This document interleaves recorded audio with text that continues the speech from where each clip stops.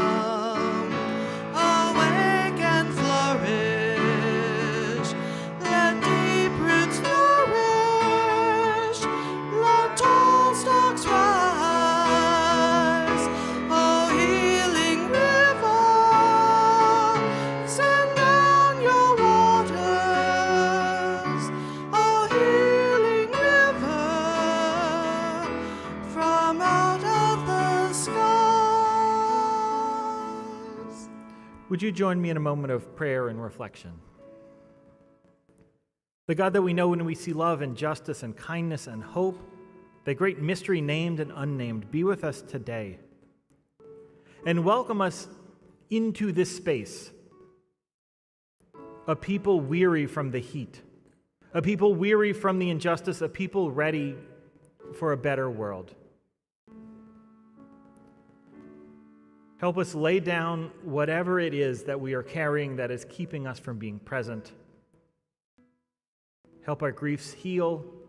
Help us reconnect and make a better world. Let us be present today. Amen. Let seeds of freedom awake and flourish. Let deep roots nourish. Let tall stalks rise. O healing river, send down your waters. O healing river, from out of the skies.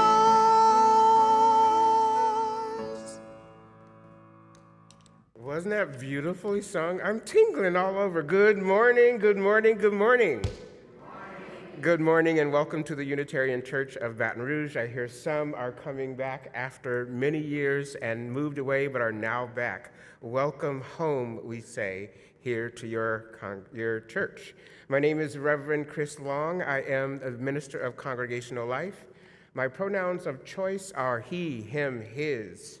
If you're visiting us for the first time or in a long time not being here, we are glad you are here today, and thank you for joining us for worship. For this is a community of hope which strives to live spiritually and religiously into a world where all souls may thrive into their full potential, even as we honor our sacred aching planet.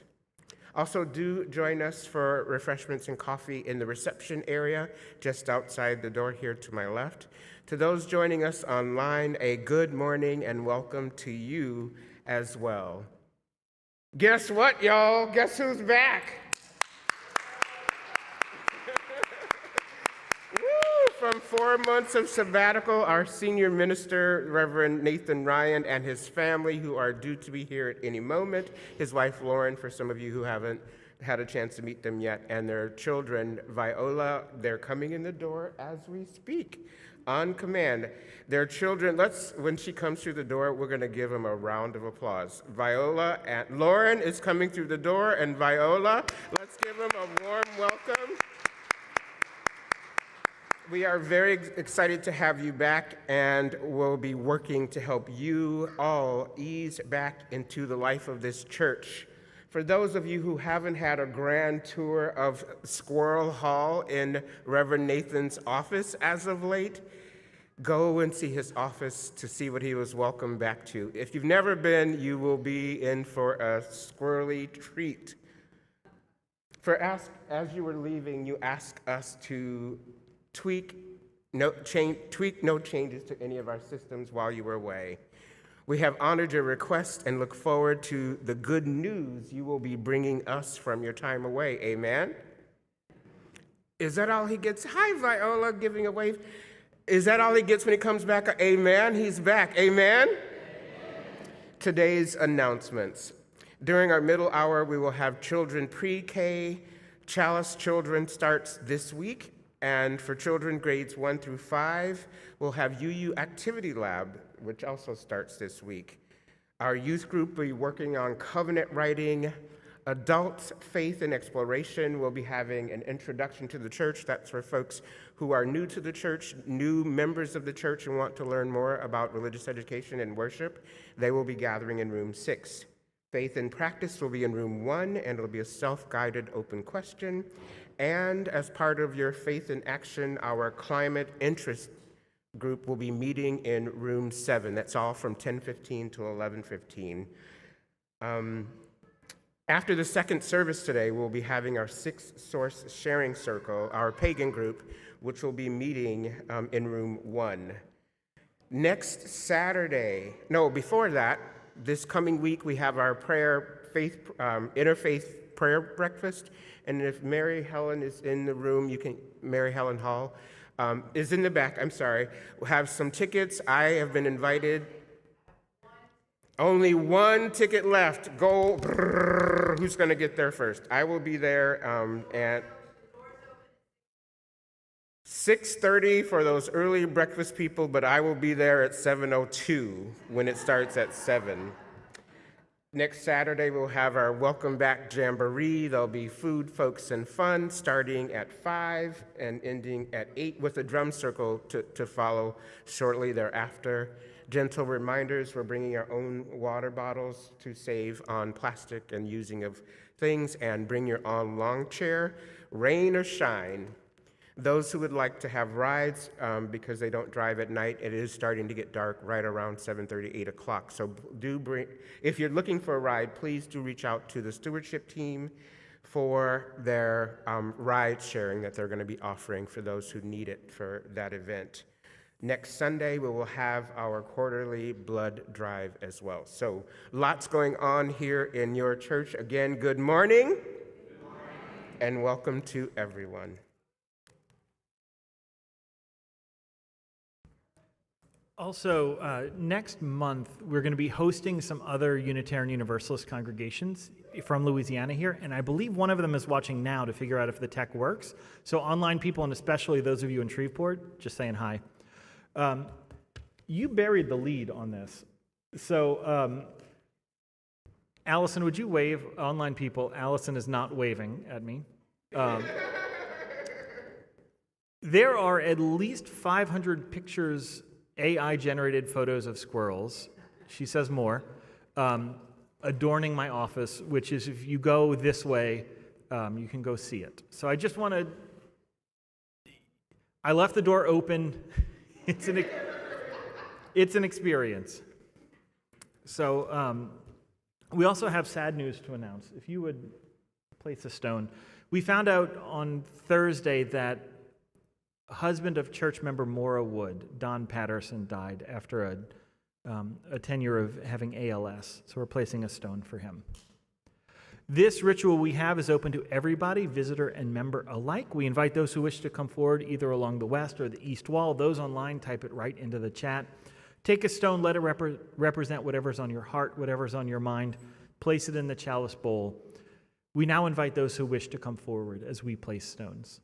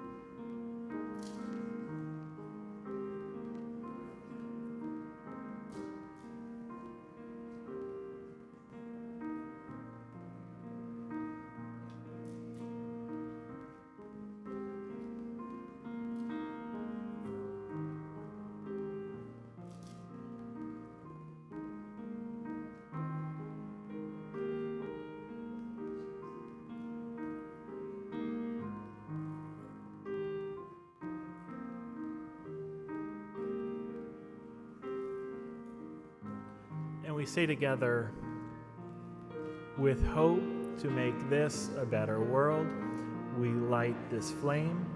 Its light is a symbol of the power of love.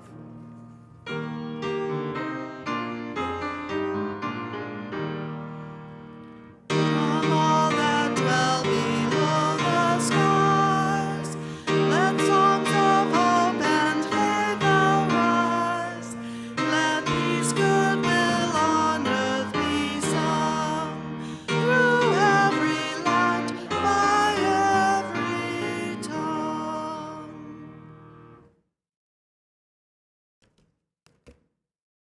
So back in May, I was going for a bike ride. This was about 1 week into my sabbatical. I usually ride around the lakes around LSU. They're in the middle of a dredging project right now. So this converted swampland has become drier and drier, and for whatever reason, the water hyacinths love it, if you've not seen it. As I was riding, a few of the flowers caught my eye, and I stopped and I pulled my bike over to get a picture. Getting a shot of these flowers is difficult because the water is a good 2 feet below the land. So I took this picture first, Brian, if you could show it, and show the online people. It's fine. I mean, well, look, there's a whole thing about this picture, so it's not a great picture. You can take it down. I decided to climb down a few steps to get a better shot on what I hoped would be dry land. For those of you who have not looked, the boundary between the water and the land in this swamp-turned lake, or most swamps in general, is at best ambiguous.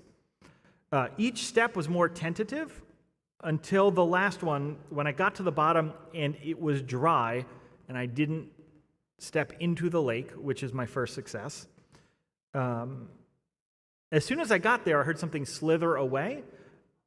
I'm presuming it's a turtle, but it may as well be an alligator so far as I'm concerned. I don't know if you know this trick, but if you turn your phone over, you get a better angle sometimes. So I held my phone carefully. I turned it over closer to the flower to try to get a better picture, and I got this one, which is better. It's better. We're going to go through the whole service with this. And you can take it down, Brian. For those of you who do not know, which I am happy to have that be the case, my name is Nathan, and I am the senior minister here at this church. although that was not always the case. For those who do not know, I am from Louisiana. My family has been in the greater New Orleans area for hundreds of years. In fact, they are perpetually frustrated at me that I'm the one who moved away, far, far away, all 83 miles away of it. I was raised Unitarian Universalist. I attended LSU here, and I actually joined this church at the turn of the millennium. I already knew I wanted to be a minister then, but I wasn't ready for seminary when I finished college, so I moved to Texas for 9 years. I was a miserable substitute teacher. Let that adjective describe whatever part of that you would like. I was then a director of religious education at a church in Austin, and when we moved to Dallas, I was a director of lay ministry at one of our largest Unitarian Universalist churches. I did my internship in Washington, D.C. The now Minister Emeritus, then Senior Minister Steve Crump, invited me to be your assistant minister back in 2012. In fact, you ordained me 10 and a half years ago on February 24th. I was the second minister you've had, except for the 10-month pastorate in 1997 that didn't end as successfully as this church would have liked. I was your assistant minister until about 2015 or 2016. I'm not exactly sure of the date, but at some point you decided to elevate me to associate minister. The difference between these two is pedantic and not very interesting, but essentially it's the difference between performing one task of ministry and multiple, what does the UUA say? Essentially all the tasks of ministry. But so I was your assistant, then your associate minister. During my stint as your second minister, I worked with you on continued growth. We kind of came into the technological age. We were able to work together when the Supreme Court finally recognized what we already knew, which is that people are allowed to get married. We did some of our first weddings. We converted Lee's office. You can clap. I mean, you can be excited about that. It's probably going to be a long time before we clap for a Supreme Court decision again. But we converted Lee's office, the choir room music office, into a chapel because there were all of these people who had been together for like 30 years who didn't have hundreds of people who were going to come. They just wanted like 5 to do it right away. But so we were doing our first state recognized. We were doing them before. The state just wouldn't recognize it. We actually made certificates that we would mail to the state when we married someone, and they would just mail them back because anyway. I was with you as your second minister during that awful 2016 summer. In 2018, Steve announced he would be retiring after a 36-year pastorate. This is a part of the service where I run through to explain to you why I had to go on sabbatical. So he retired after 36 years, and I spent his last year, the one where, for those who weren't here, he decided his last year of ministry we should finish doing the parking lot and do construction on the sanctuary, which, if you're ever going to retire after 36 years, don't do a sanctuary project your last year. That's my advice. We had Visqueen right down the middle, and everyone was, you remember this? And when everyone was worshiping on that side, that was like 2 months before he left. But I spent that last year with him knowing that I was not intentionally auditioning for the role of senior minister. On Epiphany in 2019, 2 years to the day before I would become your senior minister, Steve officially retired. Our interim couldn't start until August, so the church brought in an interim minister. I was your second minister with hopes to be your senior minister, trying hard to stay as your second minister while helping an interim orient herself to this congregation. After she left and our interim arrived, I shifted to the role of second minister with a more established interim. It was clunky and awkward, but a productive 6 months. That is until March of 2020 hit. I don't want to spend a lot of time on that era, but essentially my role shifted from being the second minister during an awkward dance of interim navigation to just trying to figure out how to make it so we could all survive this pandemic. 3 months into our shutdown, our interim left and our new interim, so our interim joined us. 3 months into his 2-year pastorate with us on a cool November day where I was so nervous that I actually walked home from leading worship in here where it was just me and Lee and whoever was in the sound booth, while you had a congregational meeting to vote on me to be your senior minister, and you announced the results to me when I joined the Zoom call before my audio had connected, so I didn't know the results, but I saw your reaction. I began on Epiphany, unfortunately the day of the insurrection, Eric and I worked together alongside with an overworked and exhausted staff and overwrought leaders who were just trying to bring this church back together in person through fits and starts from a complete standstill. We had to convert the sanctuary from essentially a low-budget movie studio back into a space we could all worship in. We did that awkward dance of masks and distancing and RSVPs and limited singing. Y'all remember the ribbons that we put out? 2 months after we began worshiping inside, finally, so some of the other things we did while we were kind of shut down, kind of not. Do you remember we worshiped outside when it was freezing? Like 10 of you would show up to that. Once we decided we were back inside for good, after about 2 months you installed me as your senior minister, I didn't believe that would actually happen. And so I didn't invite anybody. The only ministers who came were the ones who either lived close or knew me well enough to say, we're coming anyway. Then, after about a year, you said that you wanted a second minister. And we hired Reverend Chris Long. He started last July. I do not know how to say this in a way that will not sound like hyperbole, but we could not have been more lucky. And I'm not just saying that because I saw the candidates who applied, but I don't think you can take the picture down. They don't need to see this anymore. I just don't think we could have been luckier than getting it.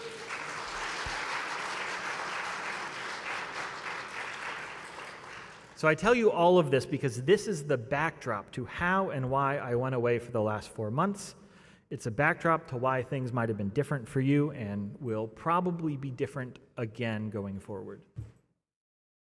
Let's give it up for Reverend Nathan again.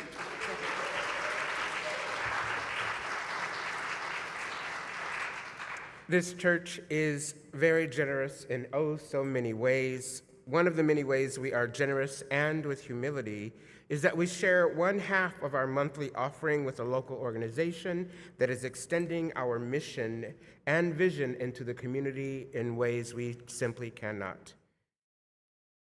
This month, our collected offering will be shared with the Gardeer Initiative. As some of you may well know, the Gardeer Initiative is a community coalition that is working together to build a safe and healthy community for its residents. The Gardeer Initiative's mission is to provide children and families with fundamental services that are available to them. Services such as community connections, financial services, and legal services to its residents. Visitors, please feel no obligation to give. We at this church are building on our financial giving as a spiritual practice, extending our values into the community in yet another way. This morning's offering will humbly be accepted and shared in the same spirit. Please give as generously as you can. Will the ushers please come forward? Thank you, thank you, thank you.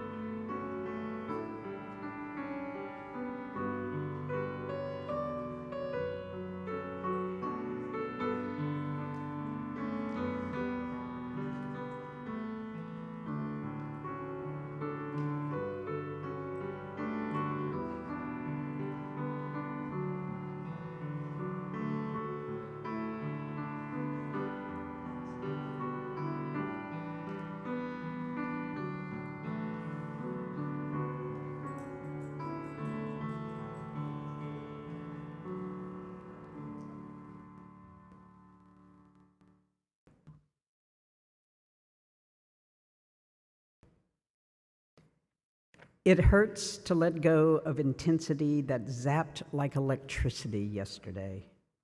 It hurts to disconnect arcing power, watch it ground and vanish. What was it that surged through us to lighten gray, indifferent skies? What was it that connected our hearts to hope? Now we must wait for that inward current to arc us forward again, connecting our quest for justice to the power of inner peace.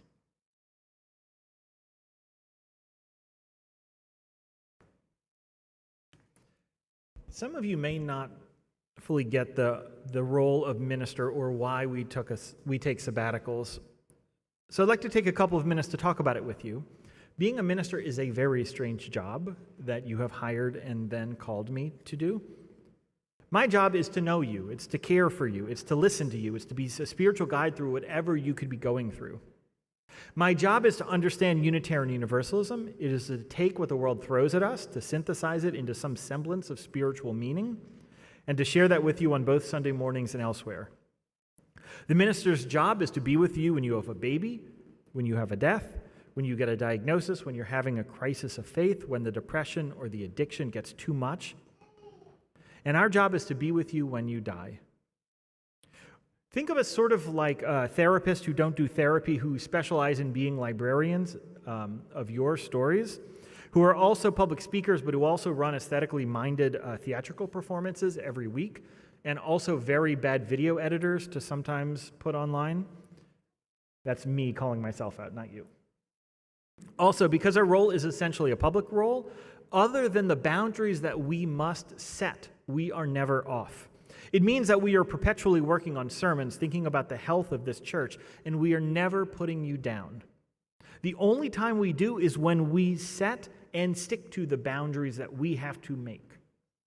All of that is to say that our colleagues figured out a long time ago that the only way ministry can be sustainable is if the ministers go on sabbatical. So the way it's supposed to work is that for every year of service, a minister gets 1 month of sabbatical. We've also extended this to our religious educators, by the way, but that's a different story for a different day. So also, because it's not smart for a minister to disappear for more than 7 months, we put a cap on the accrual at 7 months. So 7 years of service, 7 months. That's when you're supposed to go on sabbatical. It's a way to force over-functioning ministers to leave, right? We set it up that way. But year 7 hit the week Steve retired. I'm not going to go away at the exact time that I am auditioning to be your senior minister. Then, when maybe I thought it might be time, the world shut down, and then we were trying to be reopening. Not the best time. It wasn't until 2 things happened that made me comfortable going on sabbatical. First, I saw where we were as a congregation with the recovery and the reopening, and I thought that you could be there without me. And the second was that Reverend Chris was here long enough and was so incredibly skilled. I originally wrote competent just because my baseline for leaving was like, can the lights, can the ministerial light stay on? But that wasn't adequate to what I have experienced of your ministry. So I wrote the incredibly skilled at pastoring, but it's more. But because of you and Reverend Chris, I was ready to go away for a few months. I have been thinking about my sabbatical since I started the ministry. See, ministers always make elaborate plans for their sabbaticals. When Steve went on his sabbatical, once he got a doctorate, once he recorded a jazz CD. I had a colleague who decided to live off the grid for his entire sabbatical. They would go hike on faraway mountains and all of this stuff. And I had plenty of plans for my sabbatical, but always with the overarching goal or the underlying goal or whatever you want to label it, of just being able to be with my family. Remember, and this is in text, so it's not about her talking, I have 2 small children, and I wanted to be able to reconnect with them. And I needed to take a break after the crisis that we had all gone through so that it wouldn't become the identity of my ministry. So I had all of these plans for sabbatical. 1 week into sabbatical, I'm riding my bike, I see that flower, right? I climb down into that space. I think this is a better picture than the other one, don't you? Yeah, because it's premise for everything I'm about to say. So it's a better picture, is worth it. After I took it, and you can just leave this up because I'm going to show some other pictures. After I took it, I started walking back up towards the road, and there was like concrete sort of wedged into the dirt for some reason, and I took a step onto that concrete, and the concrete wobbled, and it threw me back down, and I fell into what I was afraid was going to be the lake, but it was dry land, but also into a blackberry bush, and one of my earbuds fell out and did find the water. So I took these pictures accidentally, if you just want to cycle through them. There's another. And then there's one more. So anyway, you can take it down. After I fell, I was confused for a minute. Once I regained my bearings, I tried to put my hands on the ground to push myself up. I saw a shake of the head. Who has ever tried to push up a 200-plus pound body? Who's put 200 pounds of weight into blackberry bushes? Yeah, it's not fun. I couldn't do it because the harder for me to get up, I had to push my hands into thorns and stickers.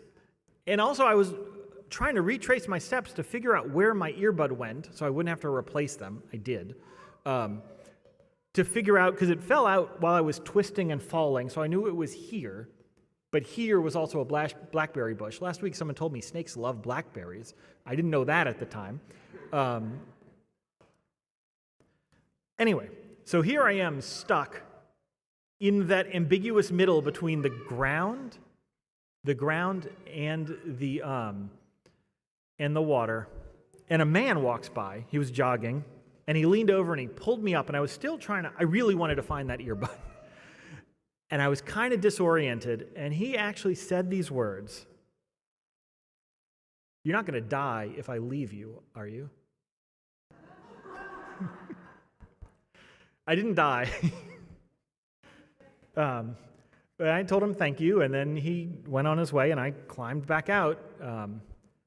For 2 months, when I rode my bike past, you could see the size of my body in the blackberry bush. It is overgrown since then. Let's go ahead and sing. There's a lot of me talking. I invite you to rise in body or spirit.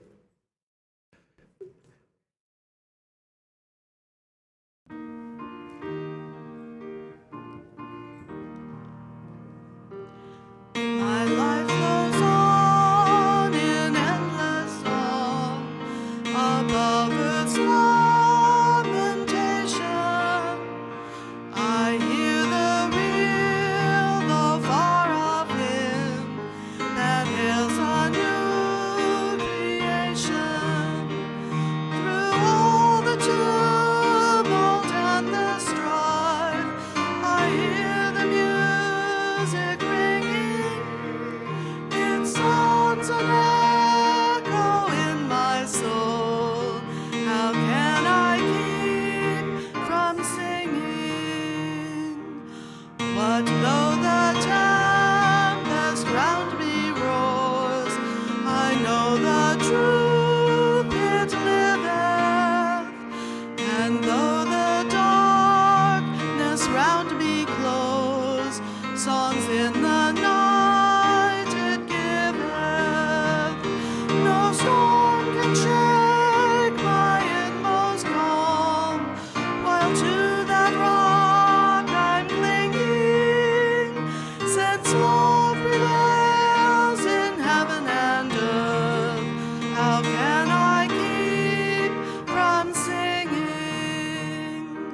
When tyrants tremble as they hear the bells of freedom ringing, when friends rejoice both far and near, how can I keep from singing?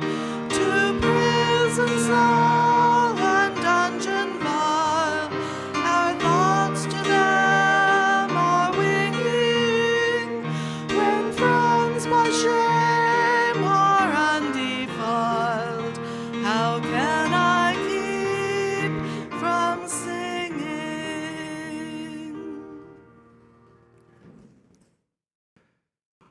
Because I've already answered this question about a dozen times, and because I want to give you a good answer, and because it's supposed to be an upbeat, positive, appreciative, it is appreciative answer, I'm just going to tell you what I did during sabbatical. And because there's some sad stuff in here, you know, when Reverend Michael Dowd came here in March to talk about what is going to be happening with our climate and how to get ready for it spiritually, one of the things he brought up that has stuck with me is the Serenity Prayer, right? Which is, now I'm going to blank on it. Online people, you didn't see me blank on this. The serenity to accept the things I cannot change the things I can, and the wisdom to know the difference. Good. So I tried to think, and I think it's good for all of us to think about this in our life in general. What are the things the world is throwing at you, and what are the things that you're actually able to change? Or does that make sense? So I did a lot of good on sabbatical, a lot of struggle, and I am incredibly grateful to have that time. I started sabbatical by almost falling into the lake, which I probably would have rather than the blackberry bush. I got to see my son finish kindergarten and my daughter end her time in daycare. 3 weeks into my sabbatical, we drove to Austin so I could officiate the memorial service for a family friend of mine who died. We knew him growing up because his mom and my mom went to the same church. He met his wife at a lot of these same Unitarian Universalist events that I met my wife at. He died at 39 through what appears to be an accident, and some of his family asked me if I would go to the Unitarian Church in Austin to officiate his service. A week before we made our trip, my grandmother died. While she did have a good long life, we always say that as if it somehow cancels out the feelings. Like it's both. She was 95. She had dementia for the last 5 years of her life. She had what we might call a good death. It was relatively painless. It was in hospice. It was with professionals. And she got to die on her own terms. Her death marked the third death of a member of my family that we didn't yet have a service or a burial for. While still reeling from my friend's death, and soon after my grandma died, I was at Costco with my daughter, and I passed up one of those raised garden bed kits. And on a whim, more fueled by grief than I probably was aware at the time, because my grandma did own and run a feed store, by the way. Anyway, I bought this kit, and then I took my poor daughter with me to 2 local nurseries to figure out how to fill it up with soil and then plants. Several hundreds of dollars later, I am happy to report I have grown approximately 14 okra, 12 cherry tomato, and some basil. So do not worry.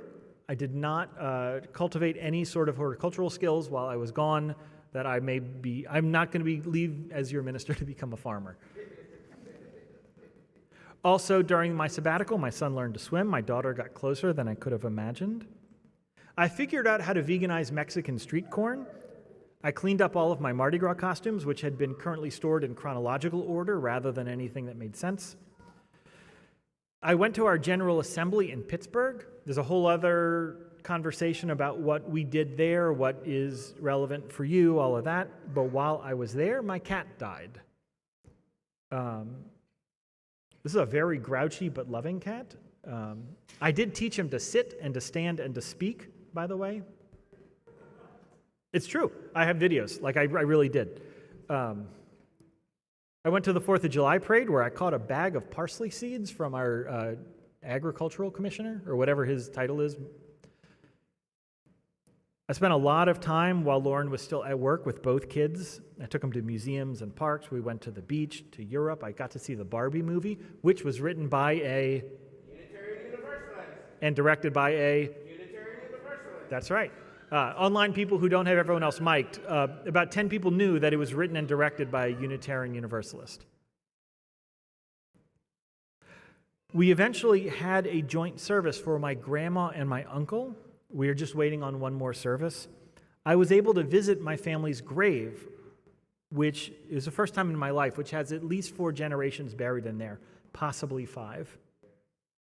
I saw a sick out by the bus drivers and school nutrition workers because of their abysmal pay. I noticed it because when they surprise canceled school, I was still on sabbatical, so I got to be home. And then the next week when there was a bomb threat at my kid's school, I got to be home for that as well. And I did something that I have not done in 11 years. Remember, contrast this with got a doctorate, went and hiked on a mountain, all of that stuff, right? But I did something that I have not done in 11 years. I did not attend worship with you, online or in person. I do not know what was preached. It's very important to me that preaching is a conversation, and last week meets this week, which meets next week. I actually went through on Thursday or Friday, and I looked at every order of service to figure out what music you had sang, because I didn't even know what hymns you had sang. I did not know which of you were here, and I did not know which of you had been missing. I was not able to be here when you memorialized Foy Lowe or Carol Harrison. I was not able to be present when Art Scarborough's wife Kathy died, or Ruth Arnett's husband Hugh Finkley died, or Steve Watkins, a longtime member of this church, died after his battle with long COVID and dementia. I was not able to be here with you as some of you were hospitalized or got diagnoses. Some of you struggled with your day-to-day things. And I don't even know who some of you right here today are. I missed the gospel service, the Why I'm a UU service, prep for our stewardship drive, which is still launching Saturday, I believe. I haven't even gotten to my emails yet. So I just know there's a thing Saturday that's like a welcome back jamboree. I missed the blessing of the backpacks. I missed all of this, and I missed you. Because what I had been doing was not sustainable. You deserve a minister who can live the life that you should be living. I want you to be able to go to your work and say, I'm not spending enough time with my kids. At my church, our ministers are taking time to go be with their families. I want you to have that for you in your work.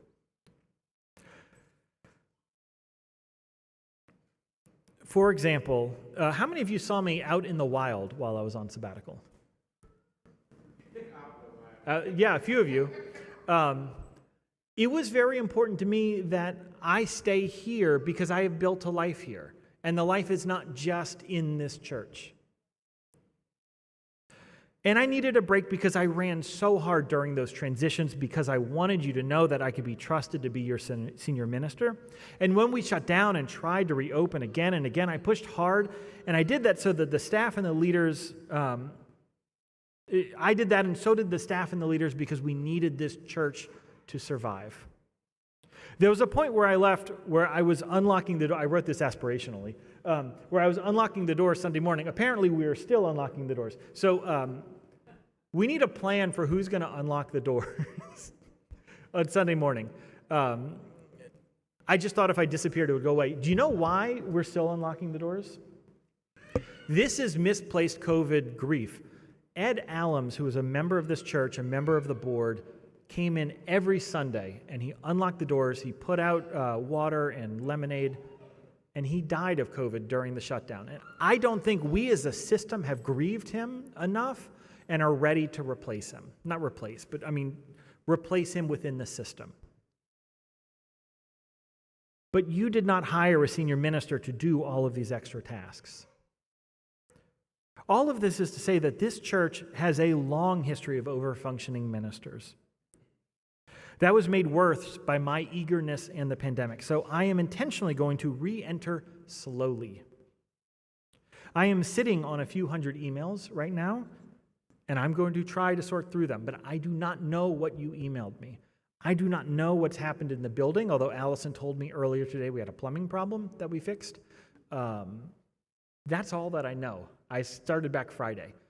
So give me some time to know what's going on. There's this thing with sabbaticals where the sabbatical staffer comes back with all of these energy and ideas, and everyone else who carried what's the thing you carry, the buckets of water or the wagon or whatever, they're all tired. And so I have to be real careful to not expect my energy to be here, matching with your energy here. So I'm going to go in slowly, and we're not going to make a lot of changes quickly or anything like that. I've also been told that the reentry is at best very bumpy, so we're going to go slow with that.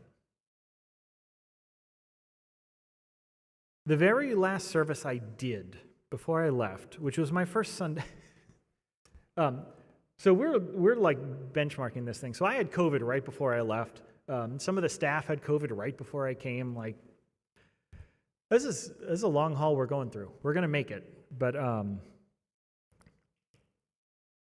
the last service I did, we did the flower ceremony where we retold the story of the minister Norbert Chopik. It was the 100 years of doing the ceremony in our faith. And we happened on this, a hymn that he wrote that no one knew about, and they discovered it a few years ago, and it's one of the most beautiful hymns I've heard. And I looked back, y'all sang it all of May. So we're going to sing it again. I invite you to rise in body or spirit.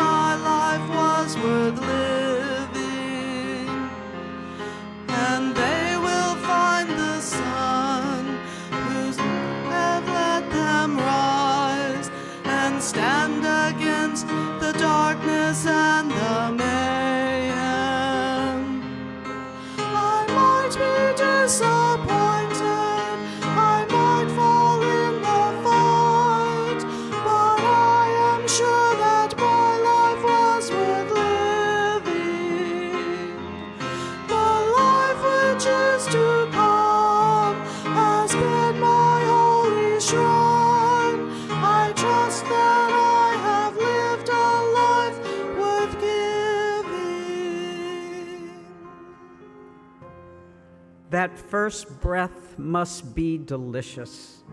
It must be more tantalizing, more intoxicating than any drug, fragrant like no flower will ever be, enticing like no body scent. It must be all of this and more, yet without words or memories, how do we know? That first glorious rush of air wants us to keep breathing, wants our hearts to keep beating, wants our eyes to stay open and see, wants our souls to open and say yes. The first breath wants us to live all our life saying, please, God, let me live, let me breathe, just one day more until we breathe our very last.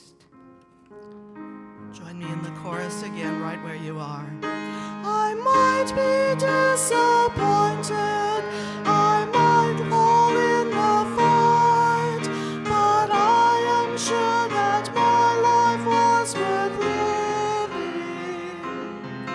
The life which is to come has been my holy shrine. I trust that I have lived a life worth giving.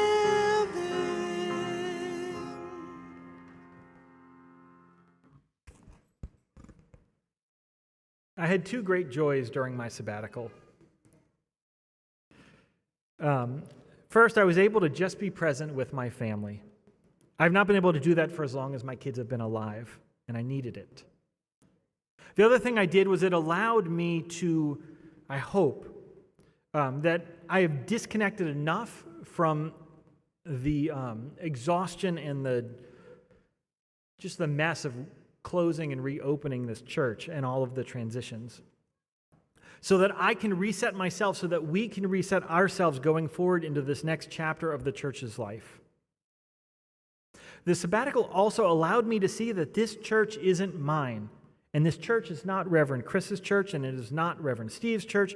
This is your church. The most important thing for you to know is that Unitarian Universalism does not live up here on the chancel. Did we pay a lot of money and study it? Yes. And have we given our lives to making sure, I forgot about the call and response, I like it. Have we given our lives to making sure more people have access to it? Yes. But you can do a thing we cannot. As much as I love this church, as much as I am planning to be here for as long as it is good for you and for me, as much as Unitarian Universalism needs to thrive in this state, I am temporary in this congregation. I am not the church. You are. The most important thing I hope that you took away while I was away, or that you experienced, is that you are the congregation. You doing your work to discern what it means to be Unitarian Universalists is what is important. While I was away, our state legislature came back together to try to override some of the governor's vetoes. I don't know how much money they spent on this foolishness. They failed every time, good bills and bad bills that they needed to either override or not override. But they succeeded on one terrible thing. The state legislature successfully got together and took away the rights for trans children to see their doctors. If you were to pinpoint one congregation that is most likely to provide a safe place for trans people, where would you think it is? There are maybe 4 or 5 congregations in this city that I think could be a safe place, but we are one of them, and it is important that we are here. Because someone who is feeling the oppression of the state, someone who is breathing in these toxic chemicals, someone who has had their access to their own bodily autonomy taken away by those power players and the status quo, they need somewhere to turn. And they're not likely to walk into a church unknowing. They need to see you out in the world as Unitarian Universalists, dedicated to loving the hell out of this world. This last thing I'm going to say might seem a little rude. So, actually, you're not allowed to fire me for 1 year. And I'm not allowed to leave for 1 year. So I'm going to say is a crazy thing. I talked to a colleague of mine. She was a second minister who was becoming a senior minister after a long tenure of a minister who left. Does that make sense? So basically, she did what I did. And I asked her what her experience was like. And she said what needed to happen, what happens is as a minister is in a church longer and longer, people tend to get lazier and lazier. They know who they can trust, and they know what that minister will do. What needs to happen after this transition, what needs to happen after a transition, like what happened with her the former senior minister at her church and with Steve, which we've been needing to have for years and has been happening, is she said the people need to wake up. I needed to be gone. I needed to miss you, to be reminded that this is yours, and I need you to know that it is yours. You need to have a renewed sense that this is your church, that this is your faith, that your vision for the world is what is important.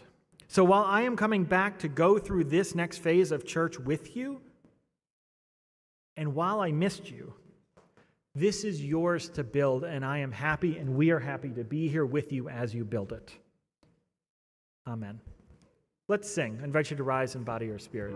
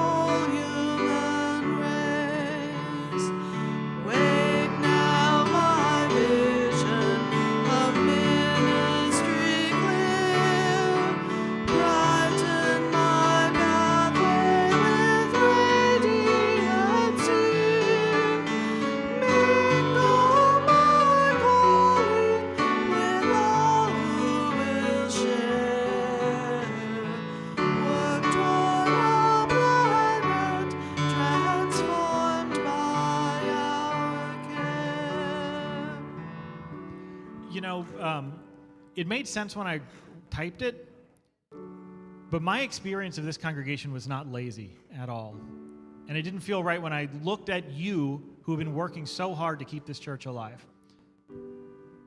It's a weird benediction, but what I'm trying to say is I need you to know that your faith is what's important here.